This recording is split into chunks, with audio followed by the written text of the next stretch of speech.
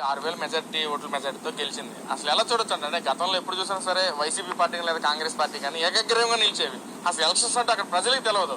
అసలేనా ఈ రోజు TDP party గెలవడం అసలు ఎలా చూడొచ్చు అంటారు? ముందు మీ ప్రశ్నలోనే ఒక విషయం ఉందండి. ఈ 30 సంవత్సరాల్లో అక్కడ ప్రజలకి ఎలక్షన్స్ ఎలా ఉంటాయి అని తెలియదు అన్నారు. అంటే ఇది మీడియా అంతా అంగీకరిస్తుందని అనుకుంటున్నాం. ఎందుకంటే ఎలక్షన్స్ అంటే తెలియజేశారంటే ముందు కూటమి ప్రభుత్వం ప్రజలను బయటకు వచ్చి వాళ్ళ స్వచ్ఛందంగా, అది ఏ పార్టీకైనా కావచ్చు, అది వైసీపీయా, కాంగ్రెసా, బీజేపీయా, టీడీపీ అని కాదు, బయటకు వచ్చి ముందు ప్రజాస్వామ్యాన్ని కాపాడబడి అది కూటమి ప్రభుత్వం వల్ల మాత్రం నమ్ముతున్నాం.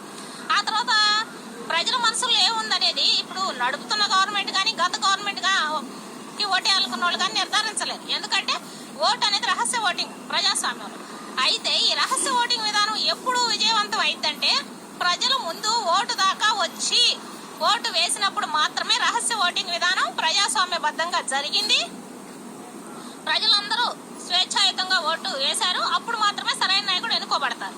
కాబట్టి ఇక్కడ ముందు కూటమి ప్రభుత్వం చేసిన మొదటి పని విజయవంతంగా ఏం జరిగిందంటే కూటమి ప్రభుత్వంలో ముందు స్వేచ్ఛాయంగా వచ్చి ప్రజలు ఓటు వేయనిచ్చారు. ప్రజల నుంచి వస్తున్న మొదటి స్పందన ఏంటంటే ఈ 30 సంవత్సరాల్లో ఇప్పుడైనా ఓటేస్తామా లేదా అంటే దీన్ని బట్టి అర్థమవుతుంది. 30 సంవత్సరాలు బట్టి అక్కడ జరుగుతుంది ప్రజాస్వామ్య పద్ధతిలో ఆ నియోజకవర్గం కొనసాగుతుందా